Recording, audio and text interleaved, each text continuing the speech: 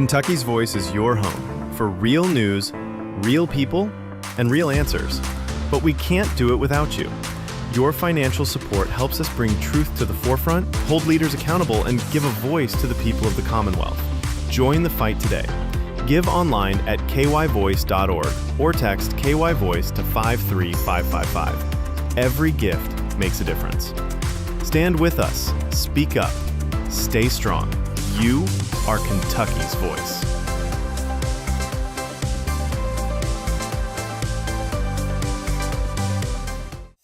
Are you ready to stand for truth? Kentucky is at a crossroads, and we need voices that won't back down. This is your moment to rise, speak up, and be part of a movement that's changing the narrative in the Commonwealth. Kentucky's Voice is calling on bold citizen journalists, fearless editors, and those unafraid to speak truth in the public square. Volunteer, intern, contribute. Scan the QR code or visit kyvoice.org to join the fight. This is more than media. This is your moment. You are Kentucky's voice.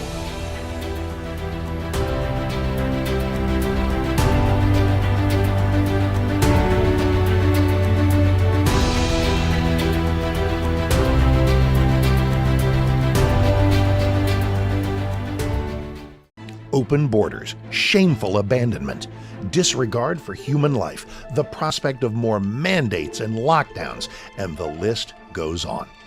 Now more than ever, we need to stick together. Voting alone is not enough. We must use our dollars to support like-minded companies that fight for our rights and beliefs. Patriot Mobile is America's only Christian conservative wireless provider who shares your values. Last year, we gave more than $500,000 to conservative causes. With your support, we'll give more than $1.5 million this year. It's time to band together and support companies that truly love America and fight for our freedoms. Will you join us?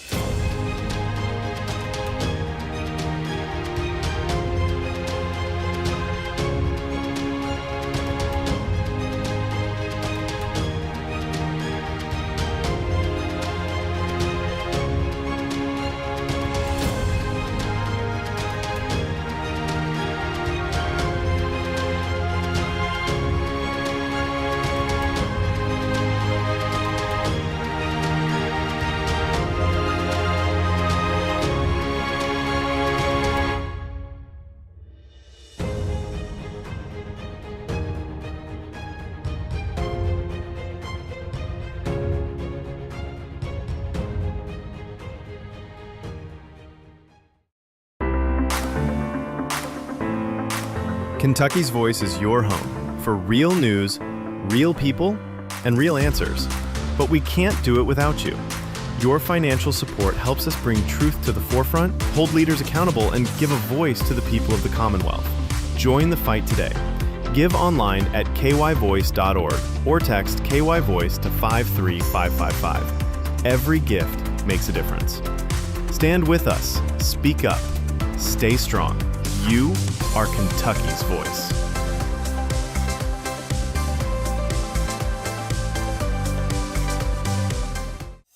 Are you ready to stand for truth? Kentucky is at a crossroads, and we need voices that won't back down. This is your moment to rise, speak up, and be part of a movement that's changing the narrative in the Commonwealth.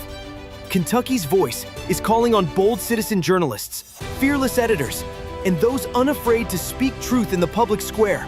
Volunteer, intern, contribute. Scan the QR code or visit kyvoice.org to join the fight. This is more than media. This is your moment. You are Kentucky's voice.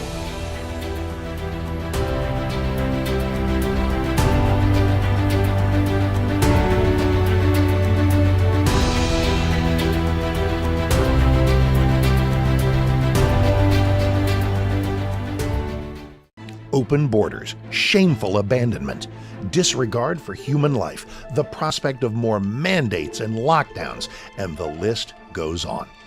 Now more than ever, we need to stick together. Voting alone is not enough. We must use our dollars to support like-minded companies that fight for our rights and beliefs. Patriot Mobile is America's only Christian conservative wireless provider who shares your values. Last year, we gave more than $500,000 to conservative causes. With your support, we'll give more than $1.5 million this year. It's time to band together and support companies that truly love America and fight for our freedoms. Will you join us?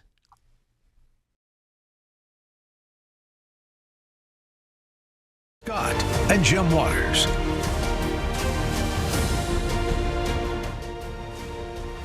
Howdy, Kentuckiana. I'm your special host, Dr. Lance Pearson, with Kentucky's Voice. We're on 970 AM. We'll be going for the full hour. This show will be on podcast, live streamed on Facebook Live if you want to find the Kentucky Voice Facebook page. And then it will be put on YouTube, probably at the WBNA 21 YouTube channel, as well as the Kentucky's Voice YouTube channel. I think it's the KY Voice on YouTube.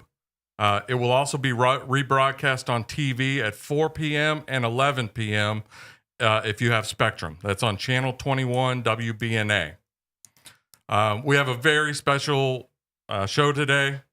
I'm going to be joined for the whole hour with Congressman Thomas Massie. Not only do I think Thomas Massie is just a terrific guy to talk about anything politics with, because he's kind of unique in that he has an outsider's perspective, even though he's been in Congress for 13 or so years. There's still a chance, however, that a lot of people in the greater Louisville area don't know Thomas well. His district actually was redrawn in 2022, and so it added a lot of Spencer County, Nelson County just north of Bardstown, along with the remaining counties that he had in Oldham and Shelby and Trimble, Henry, and our listening area. It extends all the way up along the north, along the Ohio River into northern Kentucky, basically Boone and Kenton and Campbell counties, and then it goes all the way into Appalachia and stops just short of Ashland. So he has a very long, sprawling district, but given that some of these are new areas in his district, especially in the Louisville area, there's a chance that not all of our listeners, even our longtime listeners, have had the chance to vote for him for maybe more than one or two times. Okay, so I first want to do a little intro into some of Thomas Massie's background. And if somebody else has already done all the work for you, I don't believe in reinventing the wheel. Spectrum News did a very good, basically short promo of Thomas Massie's background and some of the work that he's doing now in Congress. So Aaron Kelly did this interview and a profile. Why don't we go to clip 1, which is going to basically tell you about who I consider to be the most interesting man in Congress. To get Congressman Thomas Massie going, you can ask him about the national debt. But he's just as eager to talk about the peaches he methodically grows on his Kentucky farm. I have 15 varieties of peaches, and they each get ripe on a different week. So peach season on this farm in Garrison starts at the end of June and goes all the way through September. This bill dramatically... In Congress, Massie is often a caucus of one. He's been the only dissenting vote on so much legislation, he's earned the nickname Mr. No. And he lives unlike any other member of Congress, off the grid in a timber frame home he and his late wife Rhonda built using stones and fallen trees from their property. This is where I recharge my batteries. And it's where solar panels and a repurposed EV battery provide electricity. I took a wrecked Model S Tesla, took the battery out of that, disassembled it, and rewired it. So my house has been running off of a Model S Tesla battery for about 8 years. Massie and Rhonda were high school sweethearts in a town 15 miles away. They graduated from MIT, founded a robotics company, and sold it to move back to Appalachia. Hey! Hey! He raises grass-fed cattle. Some of these are going to freezer camp this fall. And chickens. One of his inventions protects and moves the grazing poultry 1 inch at a time. I call it the Klux capacitor.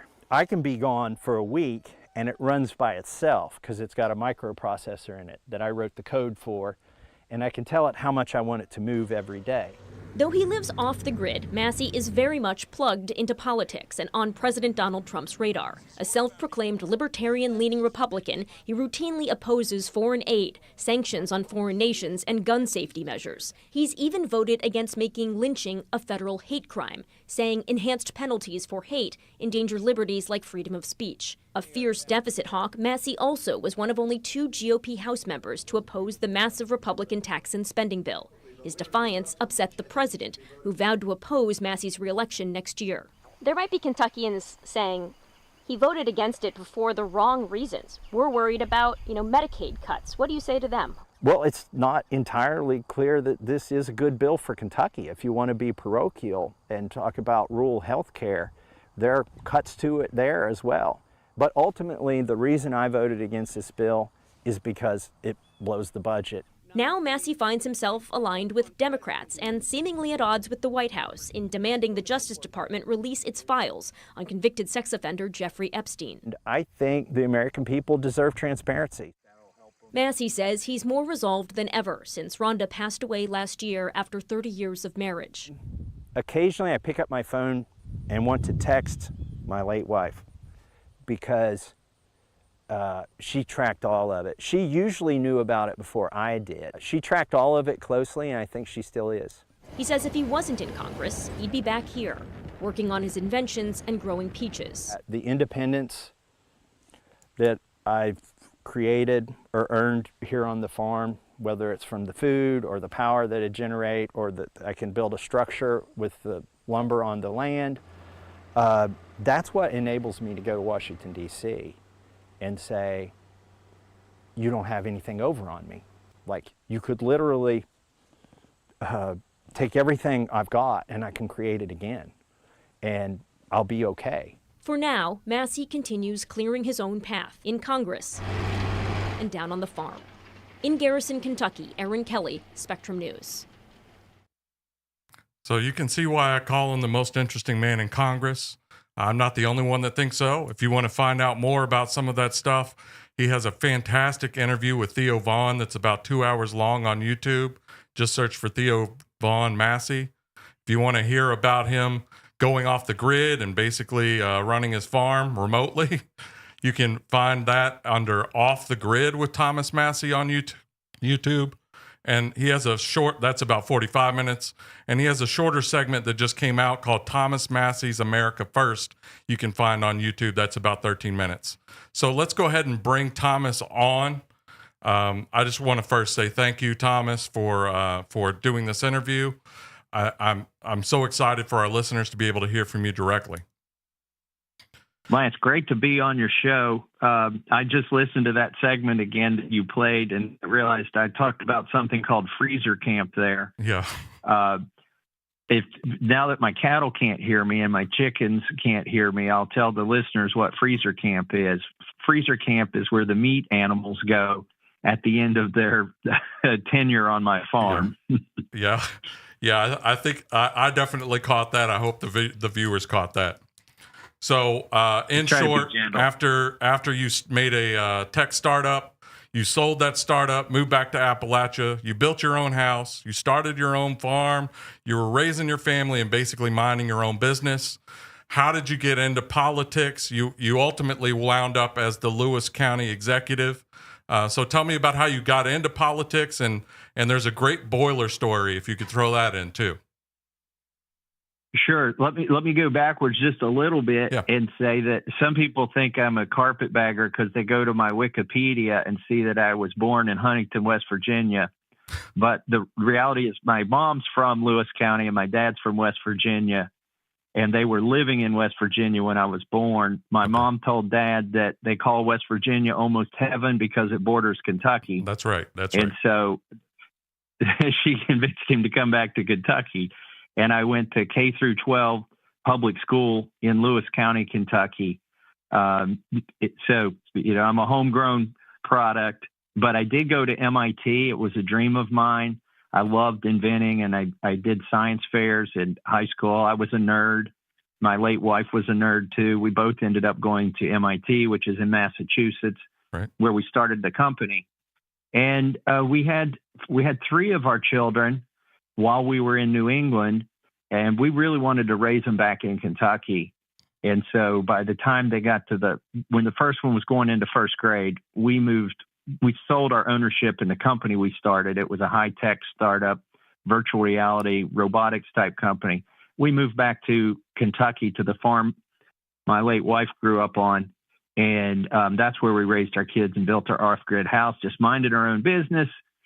And I got drawn into politics, local politics, which I think, by the way, is the most important form of government. That's right.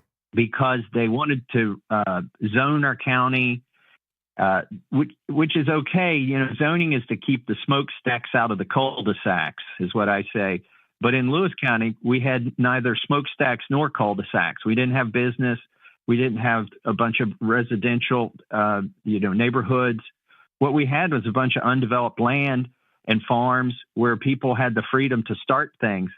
And I felt like if we started zoning it, that it would cut off the ability for people to do things. And so I fought the zoning. They also wanted to raise taxes.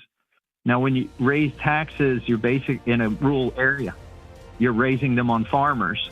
And the irony was they were going to raise taxes and give it to a conservation district that was going to do their own, try to promote conservation. But the reality is the farmers were the conservers. So it would make it harder to farm. So I fought those things. We're going to pick it up right after the break with Thomas Massey. Come back. Are you ready to stand for truth? Kentucky is at a crossroads, and we need voices that won't back down. All right, that was very good. This is your moment do you to want rise. to lead off? Oh. Speak up and be part of a movement that's changing the narrative in the Commonwealth. Kentucky's Voice is calling on bold citizen journalists, fearless editors, and those unafraid to speak truth in the public square. Volunteer, intern, contribute. Scan the QR code or visit kyvoice.org to join the fight.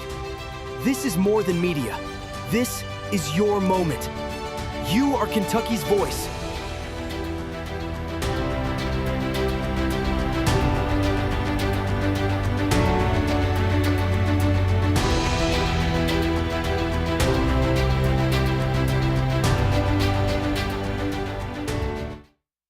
Okay, I got you. Sorry about that. I didn't know there was that.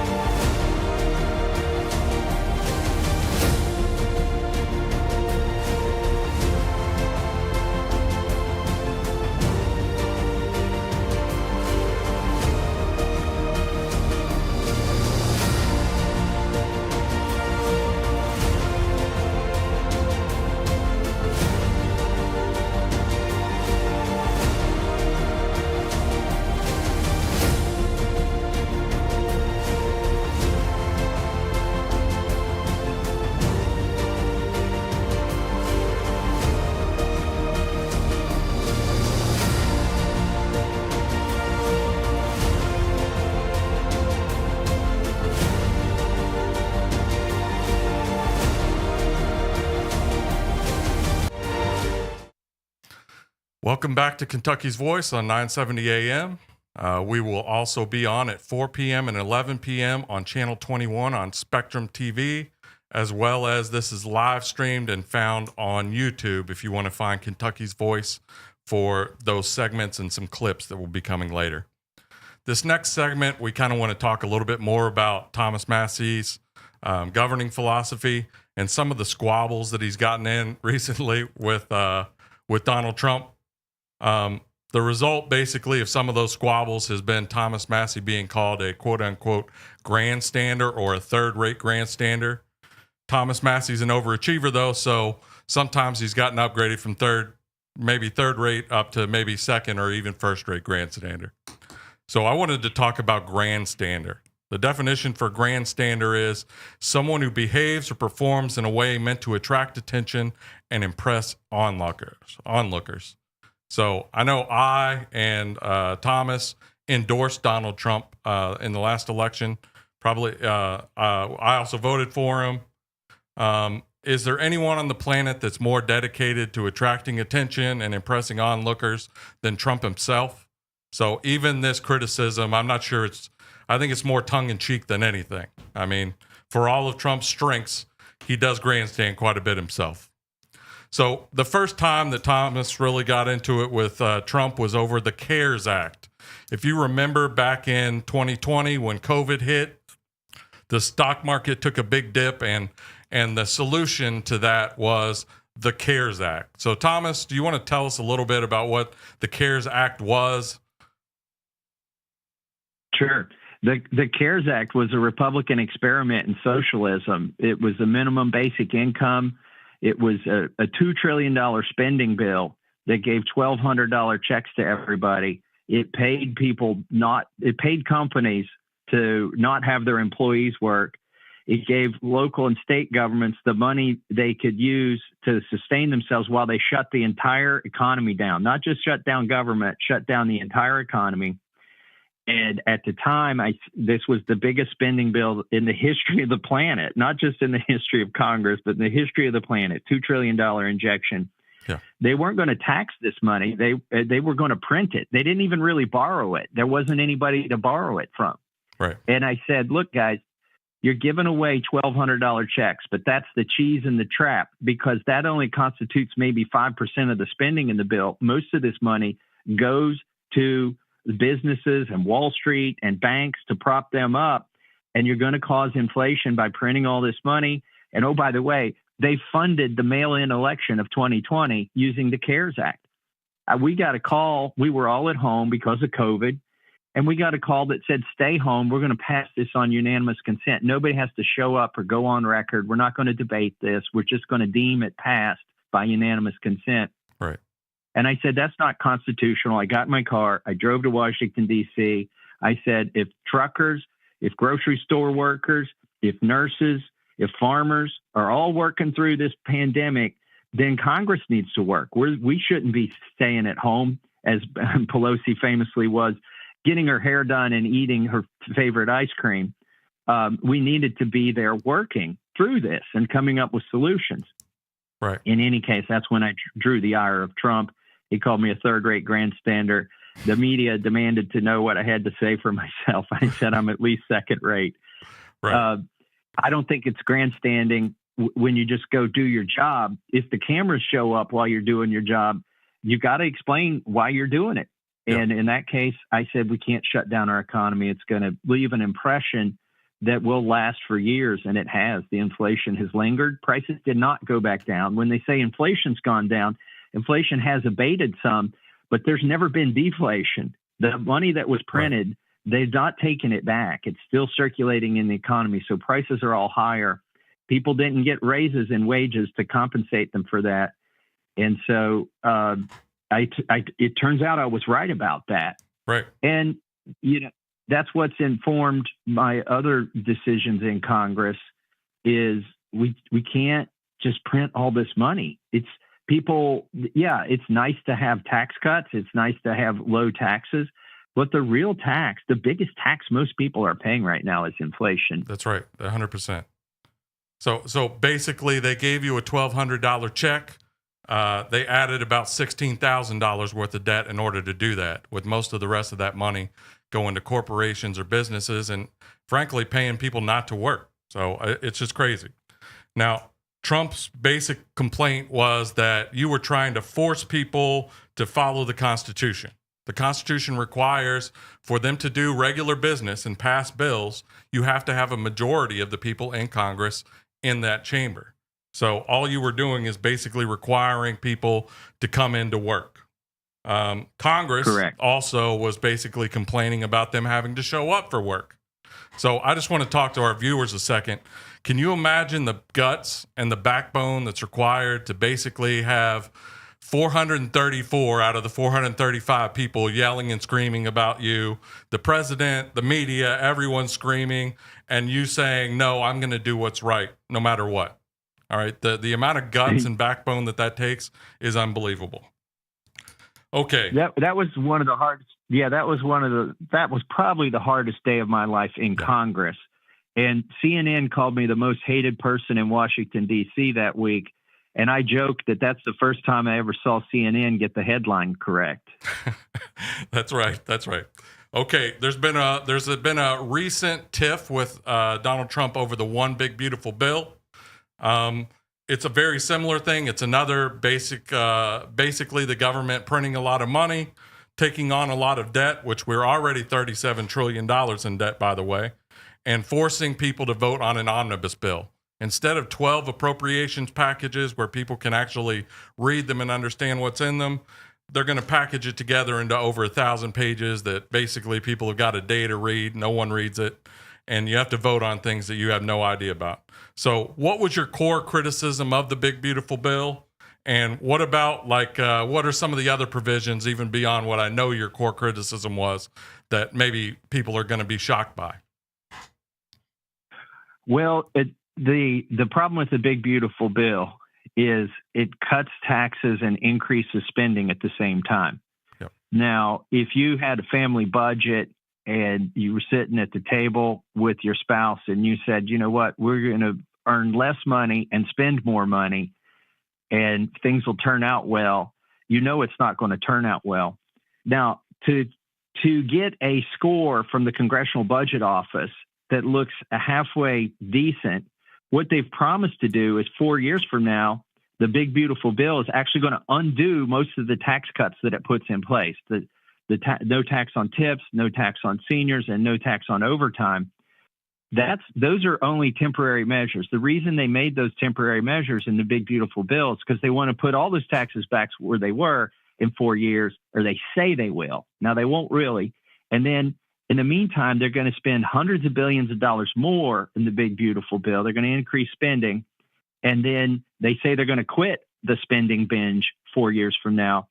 And so what they do is they've got a spreadsheet that goes 10 years out. And they say, look, in the last 5 years, we're going to balance the budget. But in the first 5 years, we know we're going to blow the budget. Right. Here's the problem with that, Lance. Yep. As you said in the intro, I've been in Congress about 13 years. I've seen this same gameplay every year, which is to say, here's what we're going to do this year and next year. And in 10 years, we'll take care of the problem. The problem is they never take care of the problem in 10 years. Right. I am for the 2017 Tax Cut and Jobs Act. You can go back, you can see that I voted for it. And it had pay-fors in it that would offset the tax cuts. But this Big Beautiful Bill doesn't have that. That's the problem. And people are going to end up paying a bigger tax in inflation than the tax cuts will give them in this bill. Right. So in short, we're basically ballooning a debt that we already are going to struggle to pay for. We're really charging stuff to our grandkids' credit card because we know we're not going to pay for it. It's going to be people 30 years down the road that are going to have to impose austerity measures and basically pay for all of the debts that we're racking up right now. It also Correct. has some provisions in it that are probably going to be very harmful to rural health care in Kentucky, as you mentioned in that Spectrum segment. All right, when we come back, we're going to talk about some of the bills that Thomas Massie has proposed, including getting into some of the Epstein controversial that's really hot in the news. Come on back.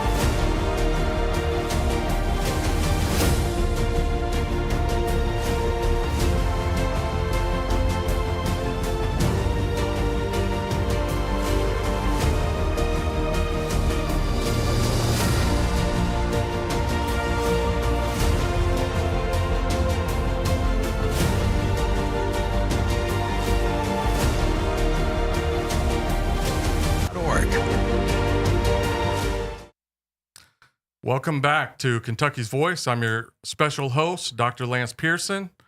In this segment, we're going to talk about some of the current bills that Thomas Massie has proposed and some of the things that he's working on. We're going to jump right into the first of those, the Epstein controversy. Basically, we have for 10 years now since Jeffrey Epstein was first arrested and then took a plea bargain for sex trafficking and pedophilia. We have been promised that we're going to get some of this information by multiple administrations. If we could bring up that image that we have of Thomas calling for this during the Biden administration. I know online there's been some claims that, oh, he's just worried about picking on Trump over this issue. No, Thomas Massie, it's actually the next image. So Thomas Massie actually did call for the Biden administration to release what the equivalent of their Epstein list exactly. And that's on 2/10/24. Guess who was president in 2/10/24? Joseph Biden. Okay, can we go ahead and pull up a clip where Thomas Massie discussed this at the end of July? Congressman Massie, let me turn to you. What say you? Are you being hypocritical by demanding this now and not sooner? No, not at all. Look, the release of the Epstein files is emblematic of what Trump ran for and why he got the populist vote. There seems to be a class of people beyond the law, beyond the judicial system, that operates outside of all of that. And we all thought that when Trump was elected, he would be the bull in the china shop and that he would break that up and bring transparency. Frankly, it wasn't until just recently that I realized that people who were allegedly working on this weren't sincere in their efforts. And also, politics is the art of the doable.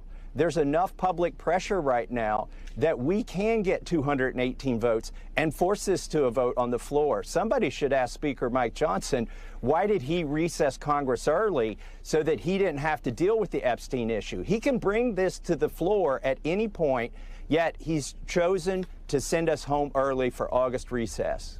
Well, Congressman Massie, let me delve into this with you. We will get to Johnson in just a moment. The Department of Justice says they will not be releasing further Epstein material in order to protect what they say is more than 1,000 victims, many of whom were underage. I want to read you a little bit of a DOJ memo which writes, quote, sensitive information relating to these victims is intertwined throughout the materials.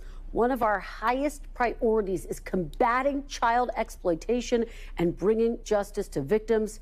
Perpetuating unfounded theories about Epstein serves neither one of those ends. What is your response to the concern that releasing these files could ultimately hurt the victims, Congressman Massie? Well, look, that's a straw man. Roe and I carefully crafted this legislation so that the victims' names will be redacted and that no child pornography will be released. So they're hiding behind that. We're trying to get justice for the victims and transparency for America. And so, we've redacted things before. We don't want to hurt the victims. We're doing this for the victims. I think it's just something that they're hiding behind. And at the end of that statement, I heard something about conspiracy theories or something like that. Look, they're the ones, it's the president's own attorney general, FBI director, and children who said that, and vice president, who said that these files need to be released. We're just trying to hold their feet to the fire. Okay, I think that clip really took care of a lot of the criticisms. You have in the discharge petition that you did file on Tuesday that we are not going to be releasing any victims' names, any identifying info. We're not going to be releasing child pornography. This discharge petition would force a vote on the floor. So what are the next steps and what is the status of that discharge petition that you filed? Well, I'm glad you played that rebuttal to the argument that this would endanger the victims. I think we put that to rest this week when we had the biggest press conference in 5 years on the steps of the Capitol, and 10 of the survivors showed up and spoke. And when they were asked whether they supported the legislation that Ro Khanna and I introduced, they all supported it. So it's not going to endanger the survivors, or else they wouldn't be supporting it. Trump's biggest argument, it seems to be now that, he used to be for releasing the files. His vice president has been for that. His attorney general was for that. his biggest argument, I'm somewhat sympathetic to, is that it's going to distract from his other accomplishments, that this issue is distracting from his other accomplishments. The best way to put this to bed is to release all the files. Right. And then Exactly. it won't be a distraction from his other accomplishments. But to the extent it's a distraction, it's because his attorney general said she was going to release the stuff, and she released a bunch of stuff that was already public and just honestly upset people.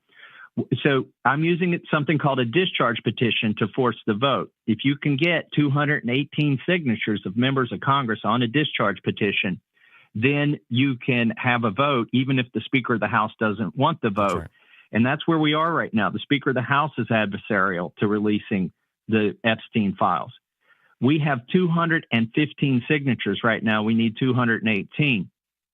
When I get back from, when we get back, we'll have 216 because a member was out. One of his parents had passed away. We'll have 216 signatures when I return, which leaves us 2 shy. I'm going to break some news on your show here. I haven't seen it reported yet. It turns out, I've got 4 Republicans as co-sponsors, myself, Marjorie Taylor Greene, Lauren Boebert, and Nancy Mace. Right. I think it's interesting that 3 of the co-sponsors are women, Yep. and it's basically women taking up for women for the survivors. Yep. Well, people have assumed that I need 2 more Republicans. The reality is there are 4 empty slots in Congress, and 2 of those get filled this month. Those 2 are Democrats who will be elected most likely into those seats. And by the end of the month, we'll be at 218 signatures, and we will get the vote on this. Okay. Yeah, I hadn't even thought of that. That's actually a fantastic news. So, nevertheless, let's not cover up for Republicans. All that this discharge petition is asking is release the files and let people decide for themselves. I mean, it's not a big ask. I don't understand why it has become a big ask. So call your Republican congressman and get them to sign on as well. All right, let's talk about some of the other legislation that you proposed. I know you're very passionate about the Prime Act.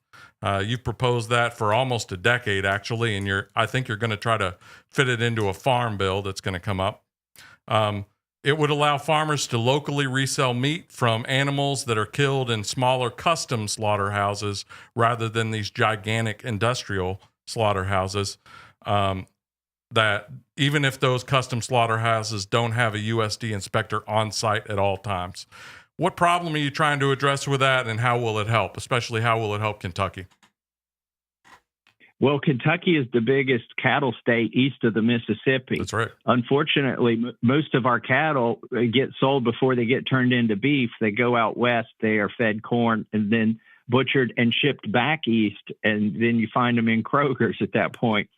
It's illegal to use a local processor and sell the meat by the cut to your neighbor. You can sell them the animal or half an animal or a quarter of an animal, and they can pay to have it processed at a local facility. And that happens a lot, but I think it's regressive. It's ridiculous that you should have to buy $1,000 of meat just to have a hamburger, on Labor Day. Right. So this would allow customers, as long as they're not crossing state lines, so the big corporations aren't going to try to take advantage of this exemption.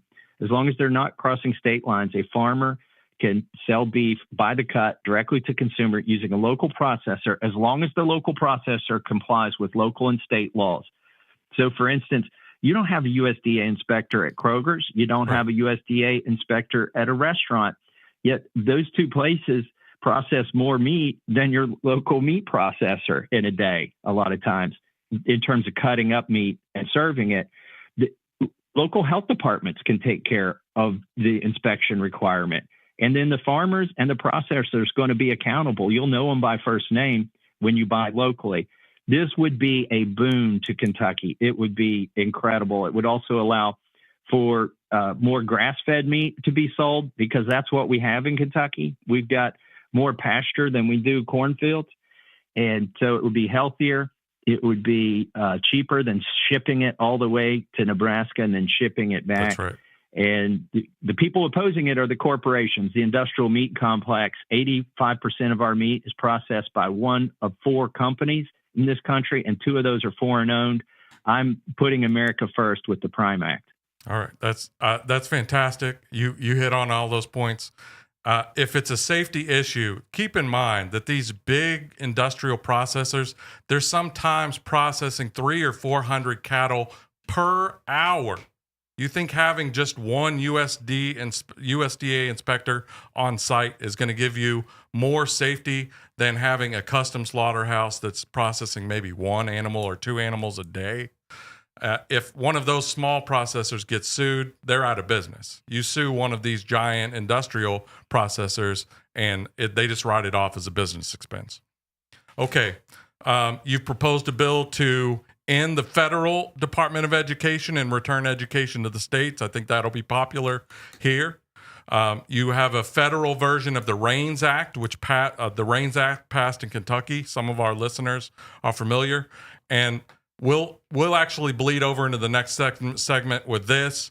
But you want to do something about shootings, mass shooters in schools. So tell me a little bit first about the Gun-Free School Zones Act.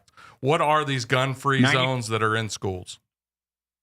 94% of mass public shootings happen in a gun-free zone. There's a federal law from 1990 that says all schools are gun-free zones.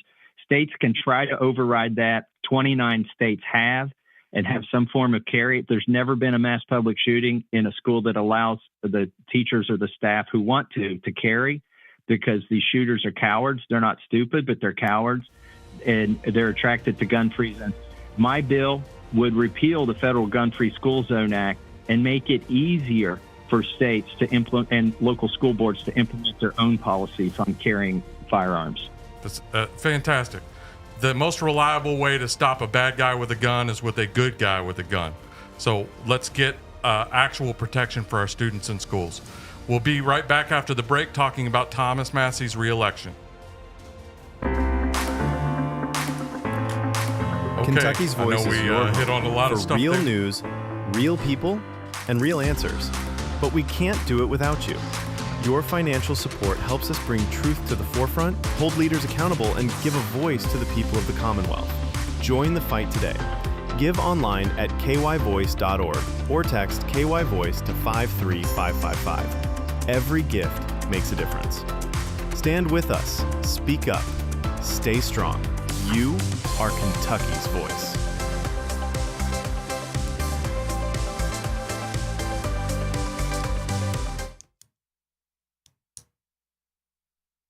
Bit me again on that. Okay, so we'll just...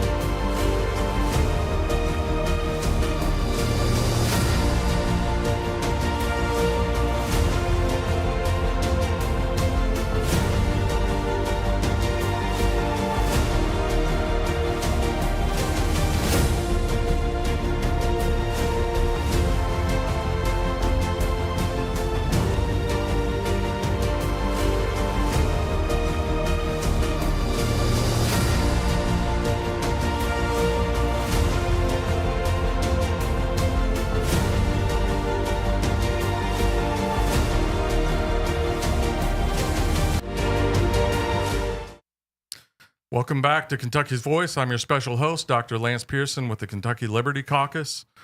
We have an honored guest, Congressman Thomas Massie. This last segment we kind of want to just focus on his re-election campaign. It promises to be very volatile, let's just say that. So I first want to preface this segment with everybody understands that we have busy lives. Everybody does. Nobody has time to check all the bill statuses in Congress or to see who's voting on this or that. They probably don't have time to even watch hours of news on national politics. And so when you get enough money behind basically trying to smear someone, to put money behind smear ads, they can play on people's emotions. They can take advantage of people not really understanding everything that's happening up there, all the discussions behind the scenes. And then what they'll do is they'll spend millions of dollars to put up these 30-second ads that might appear on Fox News. And just because it's on Fox News, that doesn't mean it's reliable news. You can just purchase a 30-second spot to say virtually anything you want. There might be a kernel of truth in it, but they twist it and they play on people's emotions. So, Thomas, talk about some of the money that has already been spent on you, basically trying to distort your record and make people think negatively of you, even though you've basically been one of the most conservative congressmen that we have. Sure. There's been $2.5 million already spent against me, and it's not even, Crazy. It's 8 months until the election. So I expect they'll probably spend $20 million against me. But as they always say, you need to follow the money. Who is spending this money against me? It turns out all of the money that's trackable so far has come from 3 billionaires. 2 of them are hedge fund managers. One's West Palm Beach, Florida. The other's New York City, New York. And the other is from Las Vegas, Nevada. And what they all have in common is they're not really mad at me over the big, beautiful bill or the CARES Act or my PRIME Act or my Safer Students Act. They're mad because I don't vote for foreign aid. Yeah. I don't vote to fund other countries' wars. Right. And so that's why they're pouring the billions, but they've got billions of dollars. They're pouring millions of dollars in it to run these negative smear ads. And I found out, I didn't know this when I filed the Epstein resolution, but I found out that one of these billionaires is in Epstein's black book, his little phone book of lists of people that he knew and could call. So that's who's spending the money against me. They are not really conservatives. One of them has spent millions of dollars funding transgender activist campaigns. Right. One of them did a fundraiser for Chuck Schumer. One of them is pro-abortion. These are the billionaires who are spending money against me, and it's all because I don't vote for foreign aid and foreign wars. That's right. And you listed a couple cities, none of which were even remotely close to Kentucky. So this is outside billionaire money. They have an axe to grind against you, and they're pumping money into this race, even though you don't actually even really have a viable challenger yet. Put enough money in there, I don't doubt that they're going to convince somebody to get into this race. But I love your chances because I think the people of your district understand what you fight for and what you stand for. If you are interested in finding out more about who is actually funding this, it's called MAGA Kentucky as the PAC name. You can go to the website magakyfraud.com, magakyfraud.com, and find out more information about who's actually funding these smear ads. But to me, even more than like having a policy disagreement with you, I think the reason that there's so much both passionate support for you, but also vehement opposition or even bleeding into hatred towards you is about something more. And to me, what that is about is because you've become something of a symbol. You're willing to call out people of your own party when they're wrong. And you have an extremely conservative voting record, which the people of your district embrace. But if they can basically find somebody to target, to scare anybody else that might want to also challenge the narrative when their party might be in the wrong, something that takes tremendous courage, it sends a message to everyone else. And so we have an audience that skews a little bit male. So indulge me for a second, there's a scene in the first Batman movie from Christopher Nolan, the Dark Knight series, where they basically, Ra's al Ghul, the villain, comes in and he's talking to Bruce Wayne, who will eventually become Batman. And he says, if you make yourself more than just a man, if you devote yourself to an ideal, and if they can't stop you, you become something else entirely, a legend. And so it becomes more than about a man.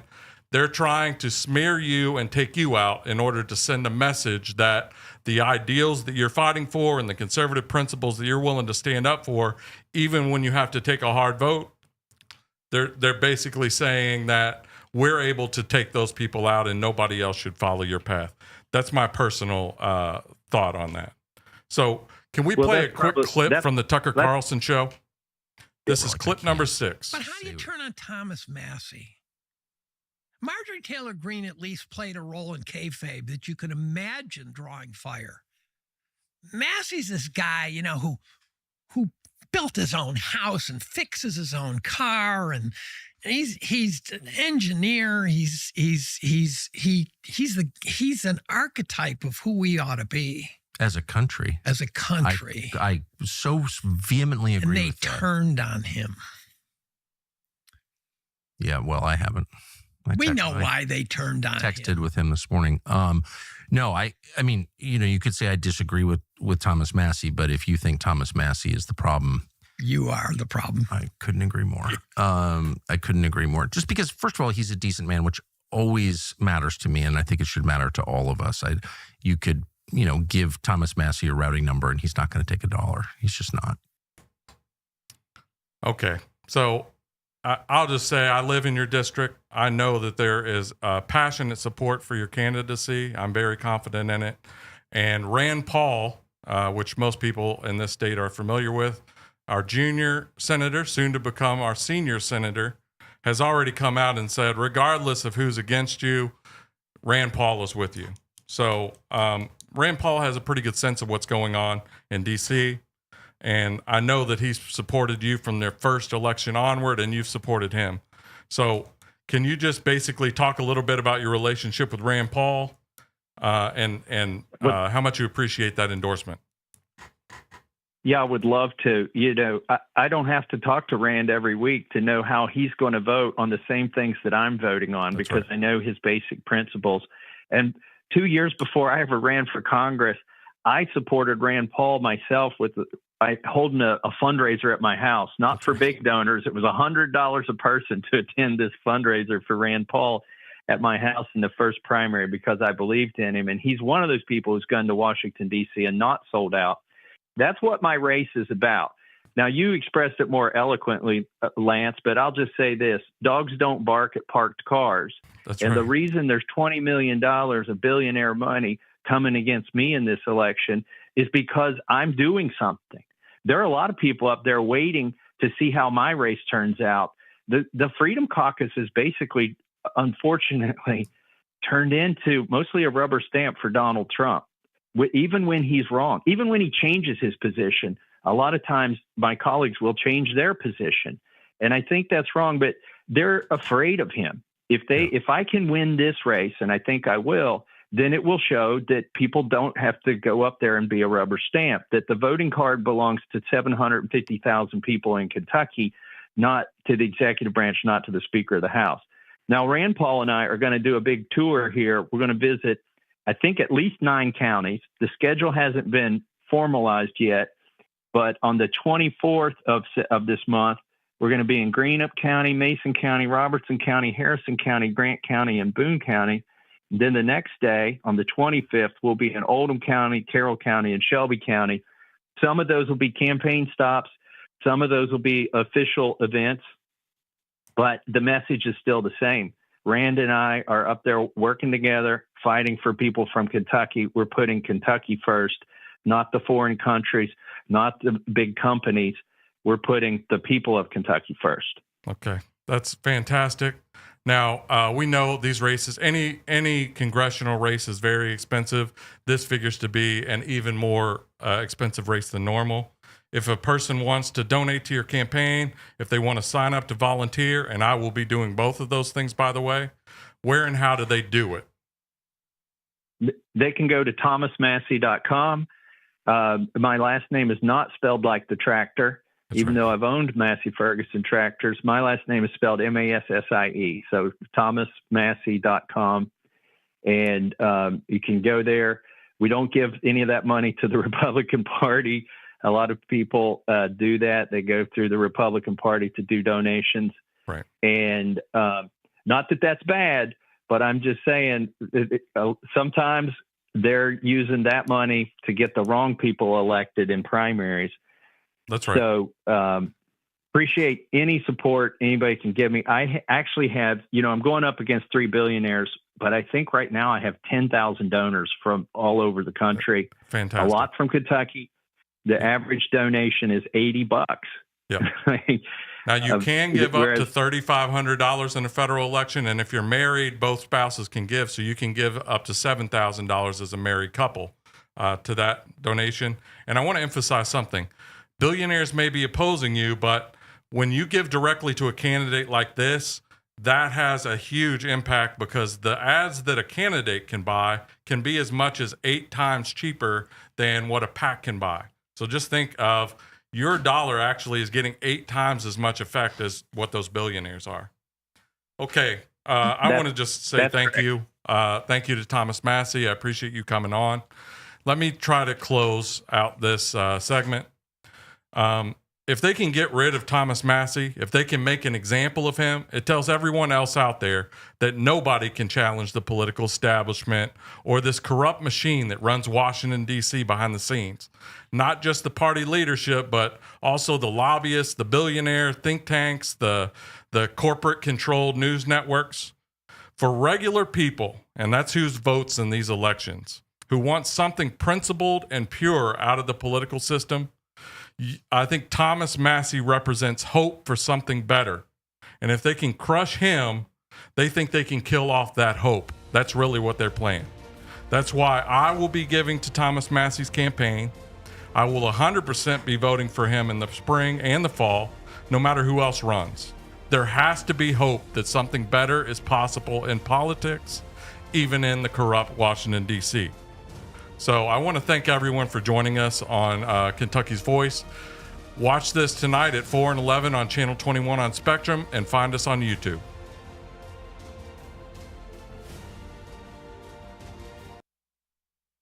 All right. Thanks, Thomas. Thank you very much, Lance. Yep.